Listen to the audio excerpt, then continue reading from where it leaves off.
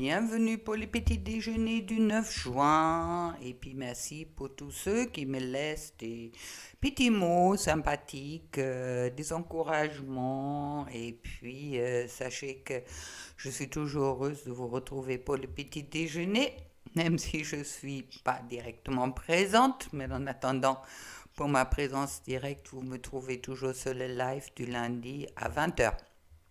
Alors voilà. Alors aujourd'hui, il y a quelque chose de bizarre qui m'est arrivé. J'avais tiré deux cartes et puis il y a une autre qui m'est tombée dessus. Mais je vous expliquerai ça après.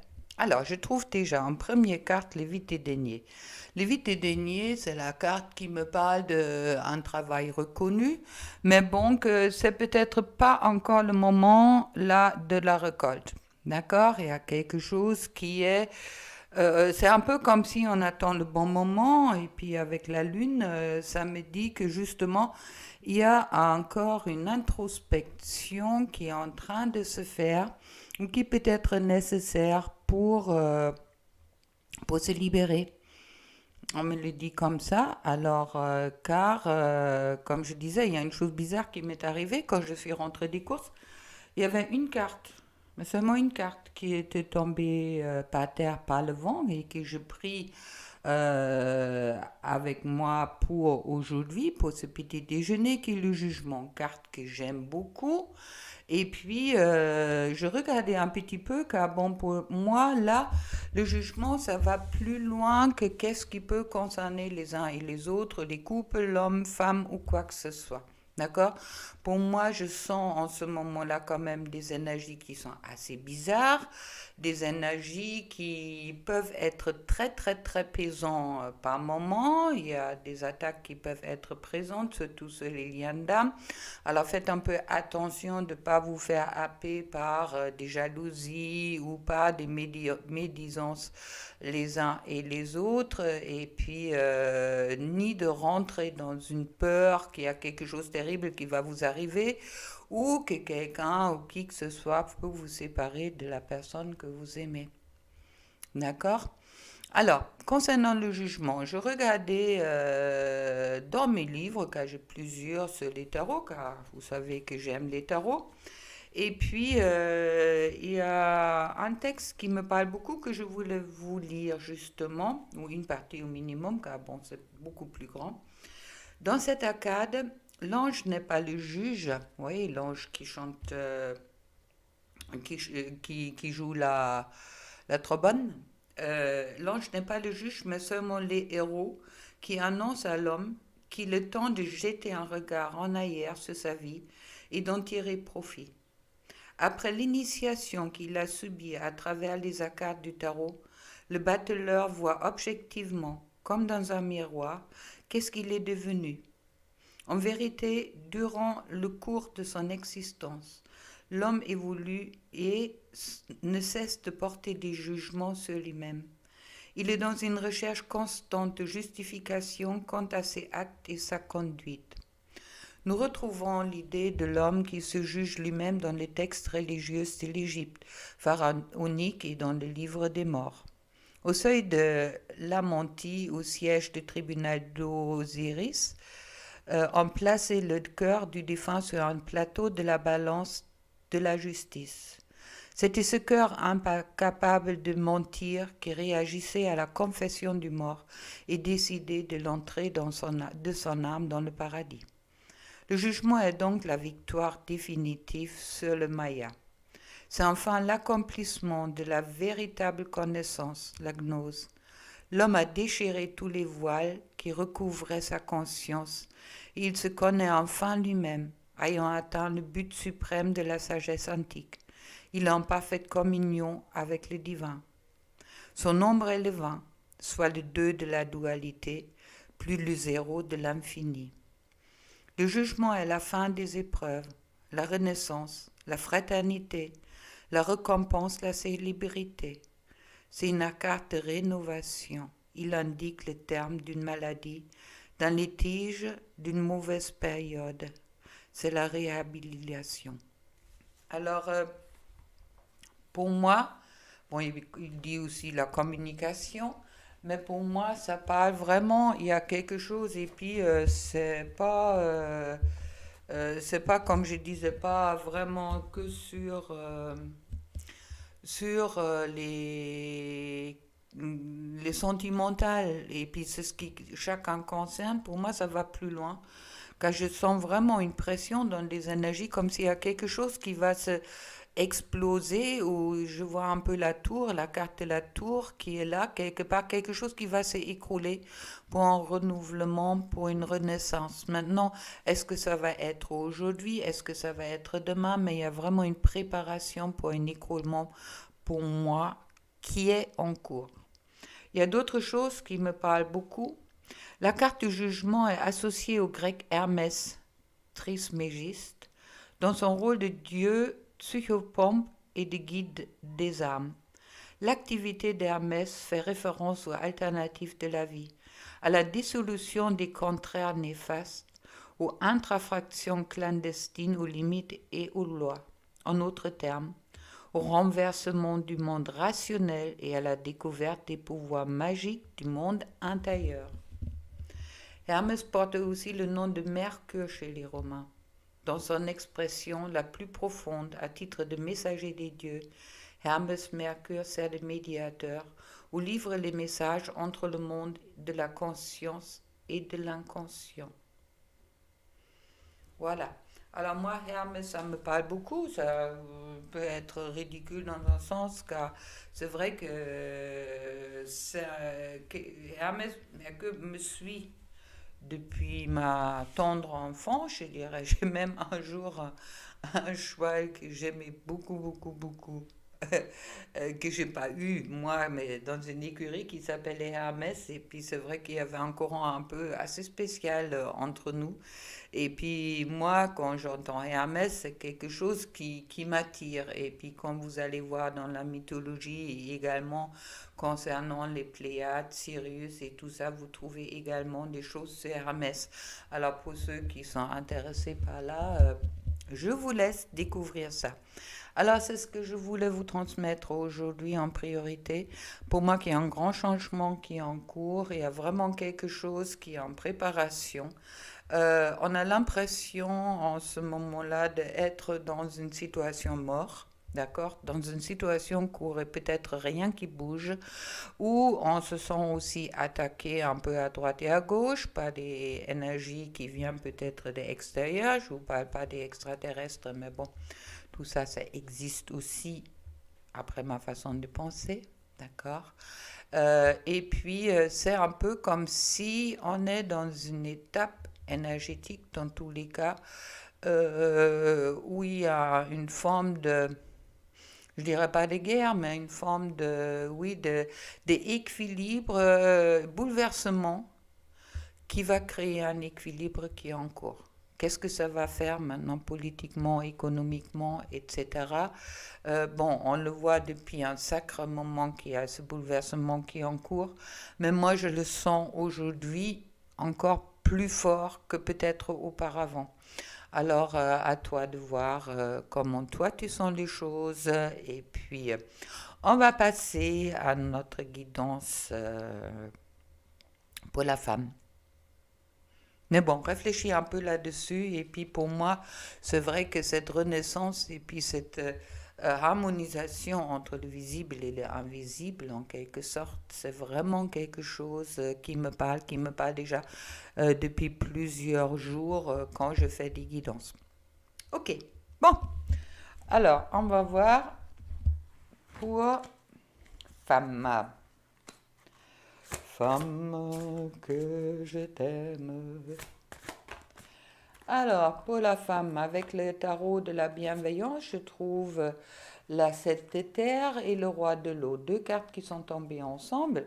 Alors, je vais les lire ensemble. La sept de terre qui me parle justement de succès, concrétisation sur un plan matériel. Mais avec le roi de l'eau, ça me parle d'amour, ça me parle d'ouverture du chakra du cœur.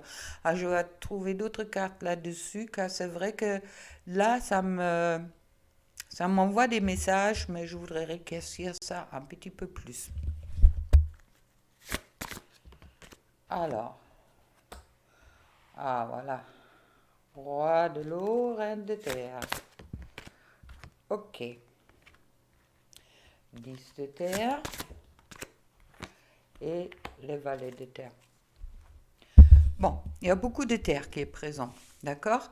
Il y a 4 cartes de terre, pas de carte majeure, et puis une carte sentimentale. Ça veut dire que pour moi, la reine de terre, bon, c'est quelqu'un qui est dans une accusation d'une certaine forme de sagesse, qui est aussi dans la récolte quelque part, après avoir fait son travail, de bien faire son travail. Là, je trouve le couple roi de l'eau, ça veut dire que l'homme, à vous de voir si vous interprétez l'homme comme vous l'interprétez l'homme ou femme, si tu veux, la personne qui est dans le cœur et puis dans la personne qui est dans la matière. Dans tous les cas, tout ça, ça va sur les 10 de terre. Et puis les 10 de terre, c'est une stabilité. Et puis c'est vraiment aussi ce succès ou le bonheur qui est confirmé quelque part. Dans tous les cas, dans la matière. Même si ça peut concerner après moi, avec le roi de l'eau, quand même le sentimental. Comme je ne vous ai pas dit, le 7 de terre, bon, c'est aussi, comme je dis, c'est la concrétisation. Il y a beaucoup de concrétisation qui est peut-être en cours en ce moment-là. Le valet de terre est encore en apprentissage en ce moment-là, mais on me parle de inattendu et puis des bonnes nouvelles dans la matière. Alors, vraiment quelque chose qui est en train de changer. On a tiré encore quelques cartes là-dessus pour donner un peu plus.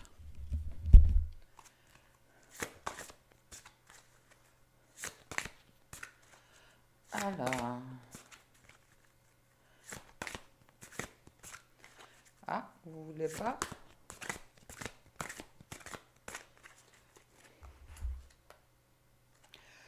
Voilà. Et je trouve sur le roi de l'eau et puis la reine de terre, je trouve la reine d'eau. Ça veut dire là, je trouve le couple. Le couple avec le cœur grand ouvert. Et puis, sachant que le roi n'a pas autant de valeur s'il n'est pas avec sa reine. Et puis, la reine a également besoin de son roi pour que les choses sont en harmonie, d'accord. Le roi, c'est la réussite, c'est le sage, c'est celui-là qui guide. Et puis, c'est aussi de l'image idéale, qu'est-ce qu'on se fait. Et cette reine, c'est la douceur, la sensibilité, la compréhension, la réussite côté féminin. Mais bon, comme j'ai dit, l'importance des deux ensemble est magnifique. Et puis, au moment que les deux peuvent être ensemble, à ce moment-là, il y a cette matérialisation dans la matière qui est possible. Ok, chouette. Chouette carte qui me parle beaucoup du couple. Et puis, je trouve ensuite le 4 d'air qui me dit qu'il y a quand même un repos qui est en ce moment-là présent. Qu'est-ce que je disais au début, que au moment beaucoup ont l'impression d'être un peu pendus entre le passé et le futur et puis d'avoir du mal à intégrer le présent ou que le présent est peut-être quelque chose où on a l'impression que ça bouge pas, mais sachez, qu'est-ce qu'on m'envoie pour image que l'eau calme est profonde. D'accord. Alors, il y a quelque chose dans les profondeurs qui était également dit avec la lune qui est sortie au début, qui est en train de se passer. Alors, si vous voyez pas les choses dans la matière, ils sont en train de se préparer. Exactement. Et puis, je vois également pour ceux qui le souhaitent ou qui le sont en couple qui est bien présent avec le roi d'eau et puis la reine d'eau. D'accord. D'où c'est peut-être la femme qui est un peu plus dans la matière. À toi de voir comment ça te parle. D'accord. Bon, on va trouver pour homme.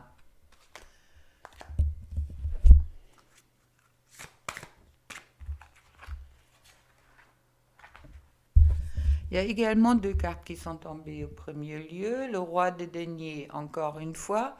Le roi, là, chez la femme, j'avais le, la reine des deniers.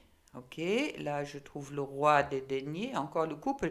Et rappelez-vous, dans le petit déjeuner d'hier, chez le masculin et chez l'homme, il y avait déjà deux couples qui étaient présents avec la passion et puis également le couple de la papesse et puis du pape. Alors c'est vrai qu'au moment que ça parle beaucoup de couples, comme si les couples sont poussés quelque part de se créer.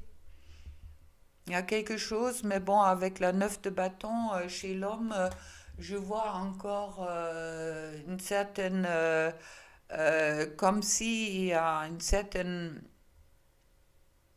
oui, avant rentrer dans la matière, avant de devenir son propre roi, comme si on a l'impression c'est nécessaire de défendre son territoire. On va voir après.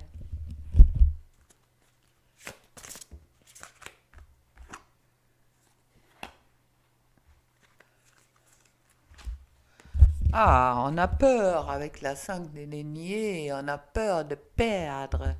On a peur de perdre quelque chose. Est-ce que ce sont des sous-sous? Est-ce qu'on a peur de se trouver tout seul? Il y a une certaine question de, oui, de blessure d'abandon qui me sort là-dessus.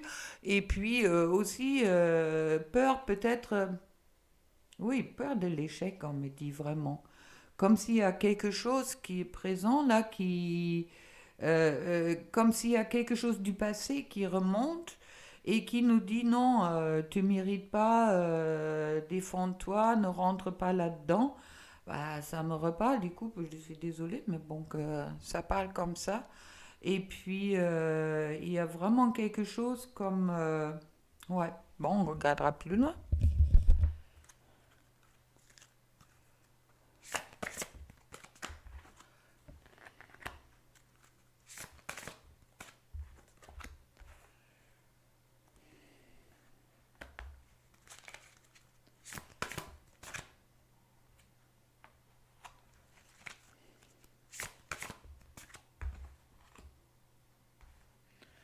Voilà. Ok, là ça devient plus clair. Ok, ça veut dire, j'ai l'impression qu'il est nécessaire que le roi dans la matière, le roi de la matière, avec le roi des deniers, a l'impression qu'il est nécessaire de défendre son territoire, car on a peur de perdre quelque chose suite à quelque chose qui se passait auparavant. D'accord? Il y a des peurs qui remontent, la peur d'abandon, la peur aussi de peut-être être pas reconnu. Et puis, je trouve ensuite le 9 de coupe. Le 9 de coupe, qui est cette carte des souhaits, c'est la meilleure carte du tarot dans les petites arcades, qui me dit que oui, je souhaite beaucoup de choses et je veux être heureuse. Je veux être bien. Et puis, avec la 2 de denier, que ça repousse ce qui est souvent présent, que bon, j'ai le choix. Et puis ce choix est aussi, peut-être pas aussi facile que ça, mais ça fait avancer. Mais bon, on a deux possibilités. Soit je reste dans mes acquis, dans mon confort ancien, soit je me lance dans quelque chose de nouveau, quand je me lance dans quelque chose que je souhaite véritablement. Et puis dans tous les cas, c'est un nouveau départ. Avec le valet de bâton, on me dit justement qu'est-ce qui pousse ce nouveau départ. C'est vrai qu'on a peut-être peur de perdre aussi son indépendance, une certaine forme de liberté, mais c'est pas qu'on choisit qu'on perd sa liberté, au contraire, ça dépend de chacun, mais le valet de bâton est aussi celui-là qui est indépendant, mais bon, il y a quelque chose qui pousse, d'accord? Il y a peut-être des nouvelles qui vont arriver. Et puis, avec la as de bâton, on me dit que là, il y a un accomplissement dans la matière. Encore une fois, une réalisation. Alors, en ce moment-là, les énergies sont vraiment là pour cette réalisation qui me reparle, bien sûr, du jugement. de jugement que j'avais trouvé par terre, cette carte de la Renaissance, et puis que justement, qui va permettre aussi de s'élever à un autre niveau, car on va comprendre la magie de, je dirais pas l'inconnu, mais de l'invisible, et puis la harmonisation quelque part du visible et de l'invisible, de la 3D à 5D, comme on peut le dire. Ok. Alors, pour le couple, je vais prendre le sacre destiné. Ok.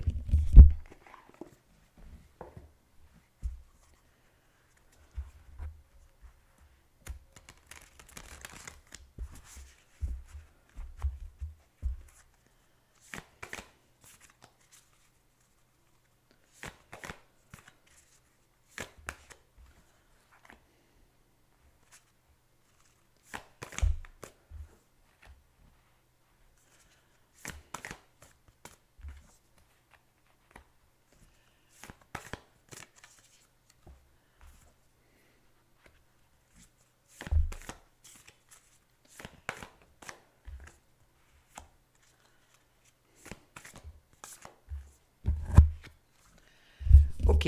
Bon, une carte que tu aimes sans doute pas.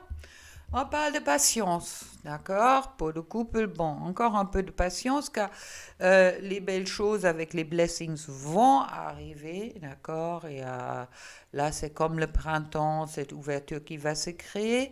Mais d'abord, il faut qu'il y ait une certaine illumination qui a lieu. Ça veut dire que faut qu'il y ait encore des choses qui doivent être relevées, en quelque sorte.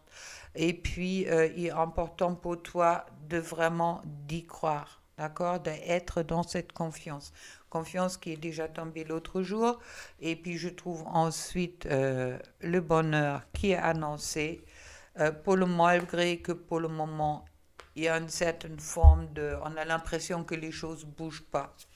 Mais dans tous les cas, sur le dos de deck, je trouve des miracles qui vont arriver. Et je trouve ensuite l'abondance. Alors, aucune inquiétude à avoir. Si en ce moment-là, tu as l'impression que autant dans le cadre sentimental, autant dans ta vie peut-être professionnelle et puis n'importe où, que ça ne bouge pas, pour moi, il y a vraiment des choses qui sont en train de germer, hein, d'accord? C'est un peu comme l'impératrice, la gestation, il y a quelque chose qui est en cours de bouger. Et je pense qu'on va avoir des sacres surprises dans les jours, semaines ou mois qui viennent. Il y a pour moi des choses qui sont vraiment, ouais, ouais, qui sont vraiment, vraiment très, très, très présents.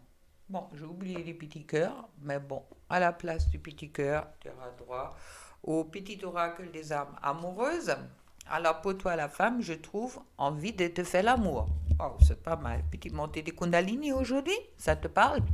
J'ai envie de toi, de te toucher, de t'embrasser, de caresser ton corps, de te prendre dans mes bras. Oh oui. J'ai envie de sensualité, de sexualité avec toi et je rêve et je fantasme sur toi. Et pour l'homme, hop là, il y en a deux qui sont tombés. Ok. Alors, peur de te perdre.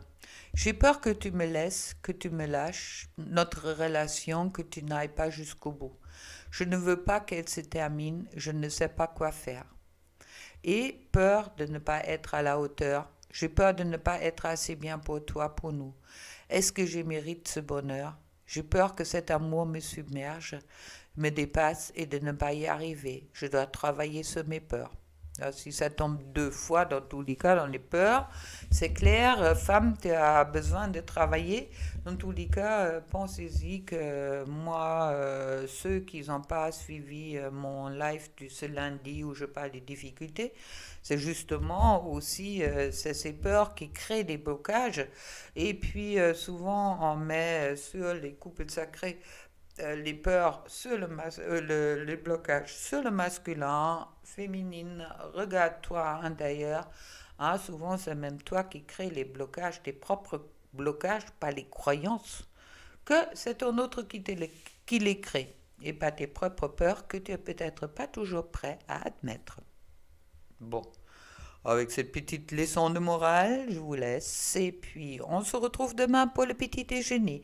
Passe une agréable journée et puis si tu as l'impression que les énergies sont très fortes, oui, c'est le cas, d'accord? Pour moi, il y a des choses qui sont en train de changer, il y a des choses qui sont en train de bouger. Alors, dites-moi dans vos commentaires vos propres impressions. OK? Allez, belle journée, au revoir.